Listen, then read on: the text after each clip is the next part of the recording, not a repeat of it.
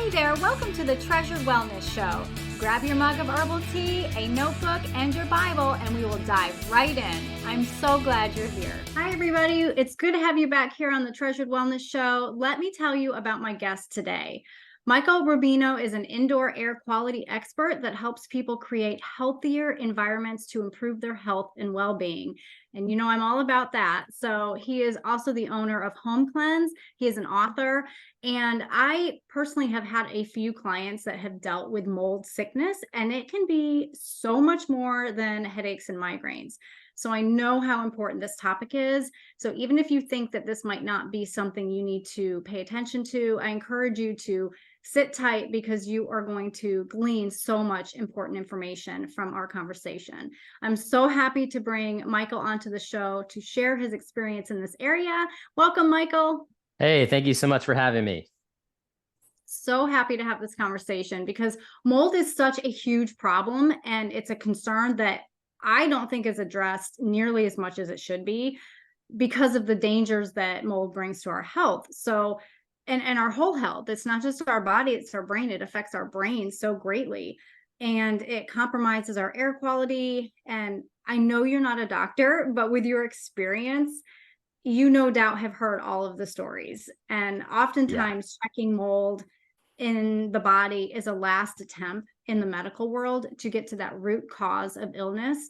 And with my coaching, I'm always trying to get to the root cause of what's going on with someone. So that may be the very thing that's keeping somebody sick. So let's just jump right in, Michael. Talk to us about mold, how it grows, how it affects us, all the things. So mold is a fungus, and it grows pretty much in our homes when we have water damage. You know, it does need water to grow. So keeping up on top of water damage is really, really crucial. Keeping on top of humidity inside of our homes is really, really crucial. And what people don't realize is that mold comes into our house all the time when we open doors and windows. It comes in off our clothing. It becomes a part of our dust.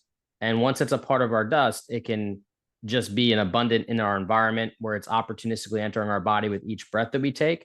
But also, when we do have a water event or when we do have high humidity, that's when these spores can start to grow into full-blown organisms. So it's kind of a little bit of a understanding of how this stuff promulgates our environments. And really all we need to do is essentially remove our dust, protect our mechanical equipment, and make sure we stay on top of water damage, and then we won't be the adverse effect of it. Okay, great. Yeah. So, and you know, you've always got the dust beams that are coming through, right? When you see the sun coming through the window and everything. So that's really interesting. How can we, okay, I want to talk about crawl spaces and basements because it is really most often present in those few places. And I'm actually even hearing lately about it being in new homes. I don't know if you have heard that. I'm sure you have, due to the length of the time that the home is spent being built. Can you permanently get rid of mold in the basement and crawl space? Because there's so many people that have different opinions on that. And we know, and I want you to talk about this, we know that the bleach is not the best thing. You know, and so I want you to go into that, talk as much as you want about this, but how can people get rid of mold in their basement and crawl space? So basements and crawl spaces are very problematic inside environments. And what's interesting is 30% of the air that you breathe above that basement and crawl space is going to be coming from the basement and crawl space. So if you have a mold problem in your basement or crawl space, some people say to me, you know, I don't go down there, so it's not that big of a deal. No, it is a big deal because actually you're breathing air on the first floor and 30% of that air is coming from the crawl space. So if there's a mold problem down there, you're constantly breathing in mold. So it is definitely something you want to take consideration of. Now, how do we improve the environment? It's simple. We need waterproofing strategies. We need to make sure that gutters drain away from the property and not dump water right next to the foundation, because that vapor diffusion is always going to dry to the drier side, which in this case will be your basement or crawl space. And unfortunately, when that happens, now you're raising the humidity level way too much and allowing an opportunity for mold to grow. So waterproofing strategies and getting the water away from the house is really crucial. The other problem I see with basements and crawl spaces from the outside in is that people's landscaping and grading sometimes is not very good. Meaning, you're supposed to have like a slope away from the house, but a lot of people love to put plants all up against the house. And sometimes that slope actually starts to go towards the house. If that's the case, water is consistently sitting and pooling right against the foundation. And again, because of how vapor diffusion works and how moisture dries to the drier side, it's always going to be sitting against the foundation and migrate in. So we have to kind of start to look at strategies of getting the water away. So that is definitely a major part of how you keep this basement and crawl space mold free, if you will. The other thing about crawl space and basements, we have to understand zero mold is probably not obtainable in any part of the house. I mean, if you were to test and find zero mold spores, it would be unsustainable. However, we can have it under control. That there is, when you have a normal amount of mold, let's say, that is going to be very different than having a massive mold problem. So we want to make sure we're not fearful of this, but we also want to make sure that we can understand we can control it, but we can't get it to zero. It's just not possible. With basements and crawl spaces, sometimes crawl spaces are on top of soil, and there's an abundance of mold and bacteria in the soil. So that stuff just comes into the air and migrates up into the house. So we want to put down a vapor barrier, or my favorite thing to do is vapor barrier and then like a concrete slab, just to give further degrees of separation from the soil into our living space. We also have a lot of moisture in the soil. So if you have an open soil condition in the crawl space, you're just going to always have that moisture. We also want to think about dehumidification. Again, keeping that environment under control. Mold can grow in 60% relative humidity or more. So we want to keep that really 50%, 35 to 50% is kind of that sweet spot where we want to be in our crawl spaces and basements. We also want to think about the materials we're using in crawl spaces and basements. For me, I like a semi-finished basement, meaning it looks finished, but there's no food materials like poor insulation, cellulose insulation, drywall, etc. So there's ways we can create finished basement looks without having these mold food materials inside the basement. So that's another thing that I think people should really consider. And the different types of flooring we use, also really important in a basement if we're going to use flooring, because carpet, for example, not really going to work out too well. It's going to absorb moisture and you're going to have a mold problem in your carpet. And if you use different floorings with different layers, you have to make sure everything's properly waterproofed. Otherwise, mold will develop with the trapped moisture in between the concrete foundation floor and the finished floor. So like wood floors, even some laminates that aren't properly waterproofed, you'll trap moisture in between them. So you want to make sure you're working with a flooring contractor who understands this waterproofing technology to make sure that you're not trapping moisture and allowing the ability for mold to grow. Yeah, that's really important. We think logically carpet in basement is probably not the best idea, but nobody wants to be walking on concrete. And so generally you want something warm and cozy and soft. So you think about that. And then you think of how many years you have that carpet on the basement floor. So real quick, as you were talking about foundations, slab foundation popped into my mind. What is your take on slab foundation? So you don't have a basement, you don't have a crawl space, you just have that slab foundation. Is that better or worse? Well, that's what I have. I have a slab foundation. I live in Florida, so there's no basements in Florida. There's too much moisture. You get to the what's better or what's worse. You can do anything you want to do if you do it intelligently. I'll just say it like that. With a slab, you can do a slab poorly, and you could not put a vapor barrier underneath, or it could be punctured or not done well when they're building the home. And unfortunately, with that being said, if moisture gets into that slab and the slab's not very thick, you're going to have a moisture problem. So, everything has its caveats, its pros and cons. You could do a crawl space, but again, if you don't have moisture management in that crawl space, you're going to have a problem. You could do a basement, same thing. No moisture management, you're going to have a problem. So it's all about how do we build this space and how do we protect it against moisture? And if we do that, you can have anything. Okay, that's interesting because if you have a crack in your foundation, then that's not great for many reasons, but it also can increase your moisture, which can increase the mold. So yeah, very interesting. We had to do a vapor barrier under our crawl space when we moved into the house.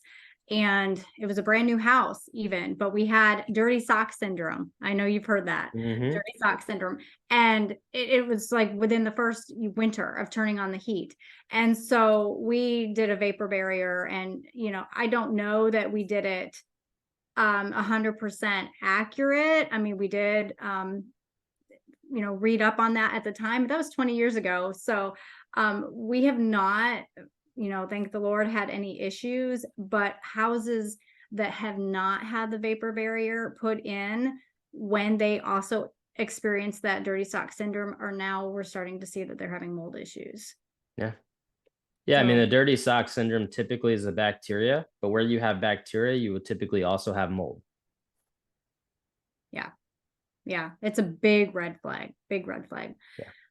So, okay, let's talk about air filtration systems, the HVAC, the ductwork, all of that. I mean, because we know safe air is paramount, especially if you've been dealing with mold removal. What should people be looking for when moving into a older home, especially, and also talk about those air filtration systems?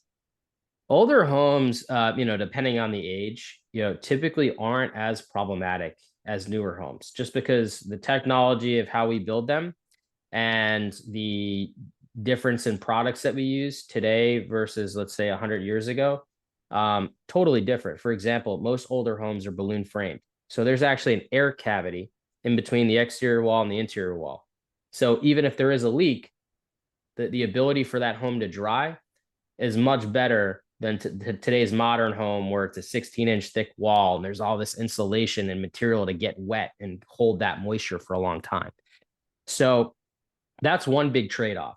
Of course, older homes could have more histories of leaks, and that would be your biggest concern in an older home. You want to look at doors and windows. Are these original 100-year-old doors and windows? We probably want to replace them. They probably have some leaking issues. You'll want to test an older home to see where there might be hot spots for mold. And when the hot spots are very high, depending on the species or the quantity, we might want to consider remediation of those areas if, in fact, those areas can create a massive problem for the amount of particles and or toxins we're breathing in every day, 20,000 times a day. So that would probably be the challenges with the older homes, is making sure the building's not leaking and the history of water damage throughout the lifespan of the home doesn't have any toxic mold issues that you might want to address. In newer homes, they're built a lot tighter than they used to be. There is no air cavity between the exterior wall and the interior wall. The exterior wall and the interior wall are basically share the same wall now. And we have all these layers of insulation. Depending on how new the home is, you might have spray foam insulation throughout the entire home. There might be literally no ventilation whatsoever.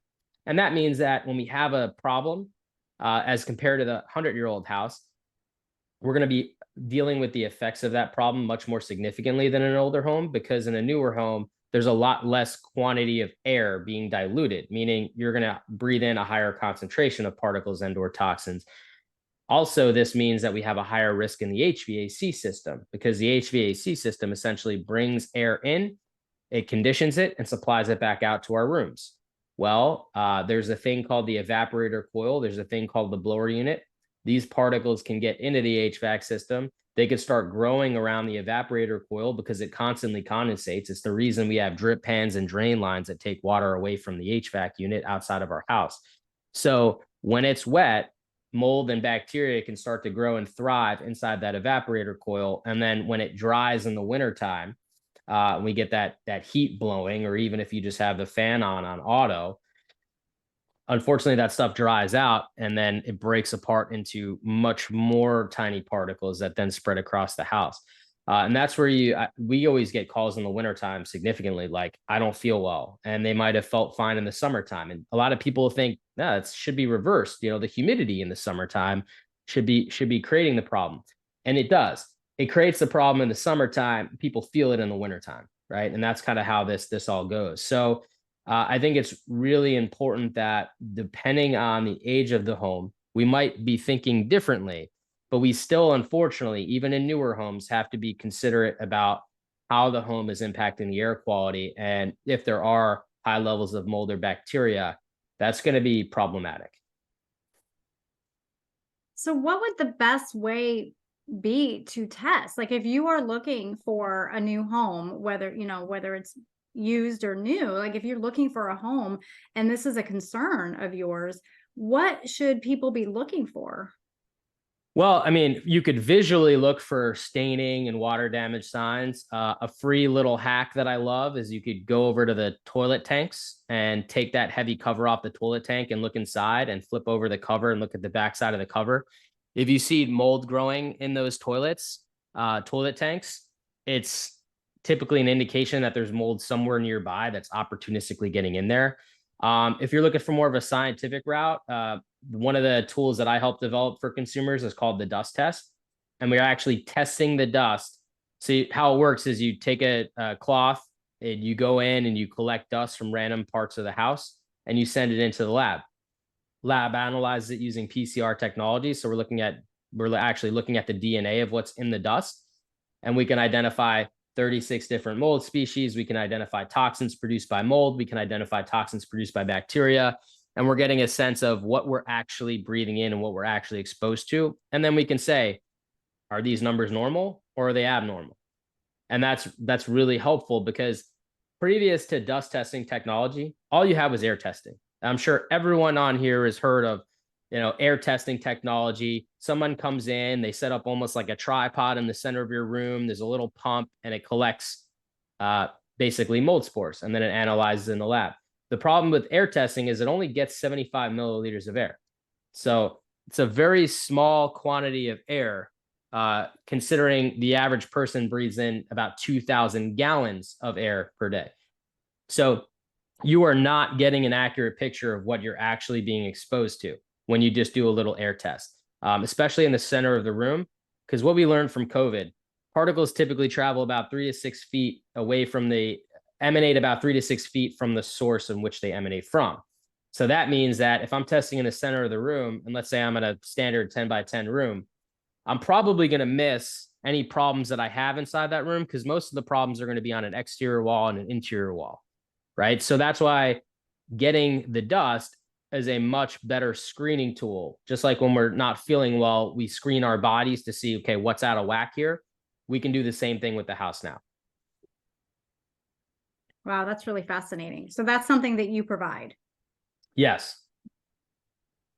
Super simple. You go to thedusttest.com, you buy it, ships right to your house. You collect your dust, you send it right back to the lab. It's probably the simplest at-home test you can do for the house. Wow, that's awesome. Yeah, that's really important. That's important to know. I didn't realize that was even a thing. And you know what's really interesting about this technology? Looking at the correlation from the medical side of things is pretty crazy. So you know how people can do like mycotoxin testing of the body? Yes. Right. So like 99% of the time, we'll see that someone has high levels of ochratoxin A inside their body, right? Aspergillus produces ochratoxin A. And when we test the house, we typically see they have super high levels of aspergillus. So you can kind of draw those parallels. Okay, well, we need to improve this data upon their house because we could see the direct impact and the direct correlation that it has on their health. And it's really cool because no technology has really ever existed before that really started to tie into the medical side of things. Yeah, because like I said earlier, it's a last resort. It seems to be like where practitioners they're not going to that first because it's not as common. We're not just automatically thinking a mold issue, but often it's the very thing that's keeping people so sick and debilitated. And it's just they're in their home all the time. And even when they've gone through mold remediation, I am even hearing where it's not been effective. Like they're still smelling mold from their vents. They've had their duct work changed. They've had all of these things done. They've done the process. They've spent thousands and thousands and thousands of dollars, and they still can smell mold on their clothing. They can smell mold as they walk past a certain area in their house, maybe where the exchange rate air is, so it's really a problem. This is a very serious problem, keeping people sick. Yeah, I should probably tell you my origin story here, because this kind of ties in and helps answer that question a little bit, or maybe it wasn't a question, more of a statement. Um, I got into this field about 11 years ago now. And my dad has been a restoration contractor since I'm 5 years old. He does fire restoration, but fires get put out with water. So you can get the picture here. Yeah. Having to deal with a whole host of environmental issues when fires happen, between mold and the arsenic and heavy metals and all these different things that happen, smoke damage, etc. It creates a complex situation. So I've grown up around dealing with all of these things in my family business. And when I got older, Hurricane Sandy happens, decimates the Northeast. Okay, 200,000 homes or something to that effect got damaged.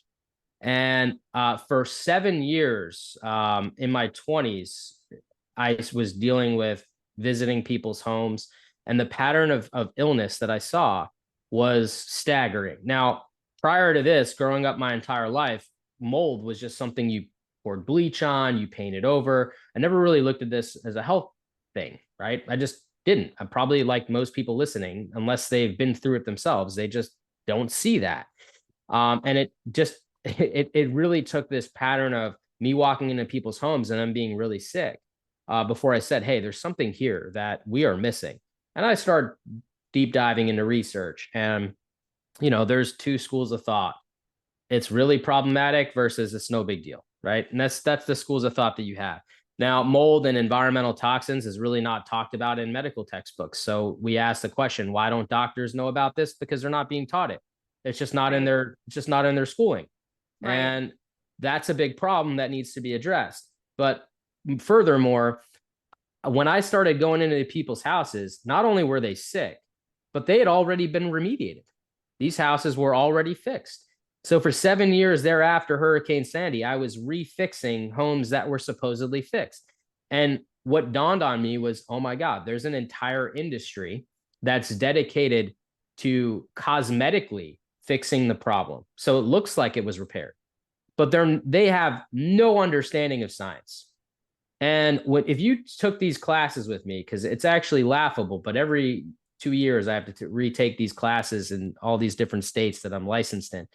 And even to this day, they'll tell you about the dangers of mold. They'll tell you that it can make people really sick. They'll maybe touch on mycotoxins, but that's the extent of it. And they'll tell you to set up air scrubbers, and they'll tell you to set up plastic, but they're not harping in on how big of a medical emergency this is.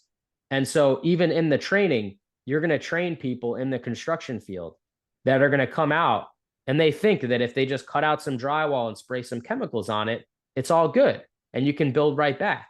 And a lot of these guys are building right back without doing any post testing. And so you get into this situation where all these people didn't feel well because, yeah, the house might have looked like it was fixed, but with further testing, all these particles and all these toxins, they're still there and they're still breathing them in. And that's why they still smell the mold. And that's why they still don't feel well. And so part of my vision was to create a company called Home Cleanse to actually go in and clean up homes scientifically, not just cosmetically, so that people can actually feel the difference. And so, I developed a process around not just removing the, sources, but also the byproducts, and making sure people follow that process is key. And walking them through that process is key, because without it, people are going to continue to make mistakes, hiring the wrong people that are really more just construction people and not people that have actually studied microbiology. If you don't look at it from that perspective, unfortunately, it doesn't matter how much money you spend, you will not achieve what you want to achieve, which is a healthier home. Right. So take a minute and just kind of, if you don't mind, walk us through what your process is, because I'm telling you, I'm hearing this more and more where people are spending the thousands of dollars and they're still sick and they still smell it. All right. So let's say there's a leak in a bathroom. All right. And let's say the leak came from top down and it's on an exterior wall. What the remediation industry would do was cut 2 feet off the bottom of that wall and then dry it out. And by the way, when they're drying it out, they're spreading mold all over your place, but that's a whole nother topic of discussion. And then after they dry it out, they spray a chemical and they put the wall back. No testing happens, right? They certainly didn't remove the entire wall that the path that the water had traveled, which means that there's all this wet material above that trap moisture that it might not have mold today, but it's going to have mold within 48 hours. And so by the time these guys come through and leave, it's a very cut and run type of situation. And now you start to get sick probably a few months later after this happened, right? So we would open the entire wall up. We would clean the entire wall and make sure that there's absolutely no mold there. But also, as long as that mold has been there, it's creating particles. It could be creating toxins, right? Because toxins it creates as a self-defense mechanism. Now, what is it defending against?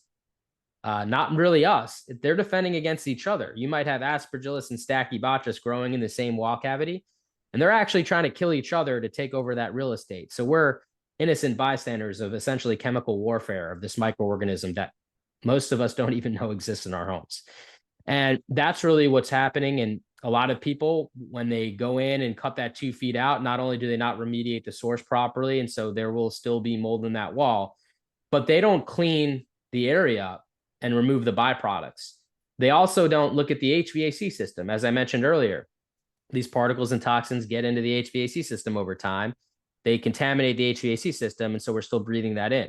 And they're not looking at that either. They're not testing it. They're not recommending to clean it, nothing.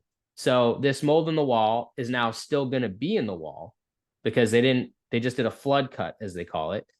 And all the particles that it's been creating over time have likely got into the HVAC, which they've neglected altogether. And so you're still going to be breathing this stuff in. You probably had contents in the bathroom. None of those got cleaned or addressed properly. And so, when somebody comes back to their home after paying thousands of dollars for this substandard remediation, they're still going to feel the effects of it, of course. Wow. Yeah, that's really, really interesting. So how long does your really true remediation take? When you're, obviously people generally have to move out of their home while this is going on. Can you explain it's a good the idea. process? Yeah. So I would tell you that the average person probably spends about 2 weeks remediating their home, the average person. Now, I can tell you projects I've worked on that were 3 months long. And obviously, the price tag on 2 weeks versus 3 months is a significant margin. The difference really is most of the people that contact me, they contact me because they are sick and they need help. And so most of the time, we are finding a multitude of problems inside their house that need to be corrected at once. So I don't really get the calls. I just had a little leak in my bathroom closet. Can you come in and fix my closet for me? No, I get the calls like, I am sick and I have no idea what's happening. Please help. And so unfortunately for me, the average project's probably a lot longer than most people are used to, because I'm fixing typically sometimes 4 or 5 or more different problems at the same time. And sometimes people have really big problems, like all their windows are leaking. And now we have to get all new windows ordered, get all the windows changed, remediate around all the windows on the inside because they're leaking into the inside. And some of those, just ordering windows can take 4 to 6 weeks, right? So that can drag things out. Leaving is a good idea. I'll tell you why. I don't care how good you are. When you're changing building pressurizations, you are going to stir stuff up. So I'll give you an example. Let's say you have a bathroom on the second floor. Your bedrooms are on the second floor. The bathroom's the problem. I got to put that bathroom under negative pressure, right? When I put that bathroom under negative pressure, what's happening to the air across the entire house? It's being pulled towards that bathroom. So you're living in your bedroom. You already have mold that's been created and that's in your dust. And as you're sleeping in your bedroom at night and that air is being pulled towards the bathroom, you're going to be breathing that in. And it's going to be a higher concentration than typically if the air was more still. So with that being said, I don't care how small the remediation project is, you want to move out for the sake of your health, because you're going to be breathing in stuff even with the best people. Yeah, absolutely. Yeah, for sure. Wow, that was really, really informative. Thank you so much. I was taking a bunch of notes just throughout this whole interview. So, obviously, we could be diving even deeper into this. It's such an important topic. And it's just, I'm so glad there are people like you, Michael, that can actually go in and fix what wasn't truly fixed when people are still getting sick. They're still getting sicker, and they trusted the process that they knew about and that they learned about. And, I don't want to get into the whole insurance issue because that's a whole other nightmare. But I just think that that would be a good place to stop. But would you leave our listeners with some encouragement? Because we've talked about some heavy stuff today, Yeah. and I think that they need some encouragement. Leave them with a treasured truth. All right. So this is a two-parter. All right. We take 20,000 breaths per day. Now that equates to about 2,000 gallons of air, which I already mentioned. But visually, 2,000 gallons of air is almost enough to fill up a normal size swimming pool. That's how much air you're breathing in, right? And so if you think about it, particle wise, you are probably breathing in somewhere around the 100 million particles per day range. So what's in those particles is very, very important, because no matter what particle it is, the body has to then fight to remove it. You already mentioned how when you're by a window on a sunny day, that light refracts off the window. I mean, off the particles in the air, and you have that aha moment, like, holy cow, there's a lot of stuff I'm breathing in. It's true. And so what I want people to understand is you can be empowered to make a difference in the quality of air that you breathe, which will undoubtedly change the quality of life. I could tell you so many different families. Some people were suffering. Maybe one or two people weren't feeling well, and maybe one or two people were feeling fine, or so they thought. And then when they made some changes, those two people that were fine realized, oh, I have so much more energy now. Wow, I thought I was just getting older, or I thought I just was out of shape or something. No, they actually felt an improvement. And so it's important to say that. And the other thing is, use data to empower yourself to make decisions, right?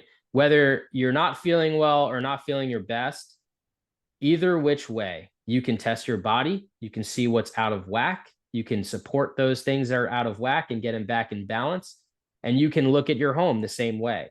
And I think for a lot of people, they don't realize how strong the home health connection really is. And if they've learned nothing today but that, then I have done my job.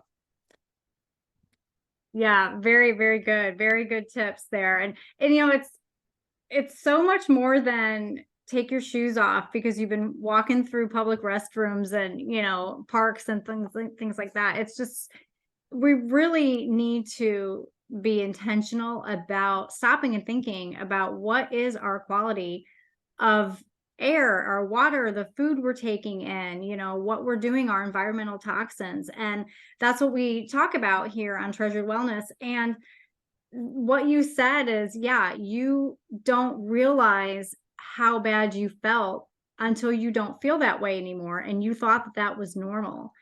But just because something is common doesn't make it normal. And so it's really a great encouragement that we can step outside and just be like, okay, what's not right? What is not right? What has been going on for so long? Have I been having headaches? Have I been having allergy symptoms? Like what is going on? Am I seeing little telltale signs around my windows and my doors and all of that? And I think it's a good idea to go ahead and get testing, like the dust test or your air quality test. So great information. How can people get in touch with you, Michael? You can go to homecleanse.com. You can go to the michaelrubino.com. You could also find me on Instagram. Just search for Michael Rubino, TikTok, even Threads, X, Twitter, whatever that thing's called these days. You can pretty much find me everywhere, and I'm always sharing free, awesome information so that you can take control and improve your environment without having to be a microbiologist, which is good. Very good. Yeah. Nobody has time for that. Nobody has time for that. Nobody has time for that. So that's why we look to you as the expert. So wonderful. And I will have all of Michael's links down there in the description and in the show notes. And so you can search him out and continue to follow for more really pertinent information for your health. Thank you so much, Michael, for coming on today. I've really enjoyed listening. Yes, thank you so much for having me.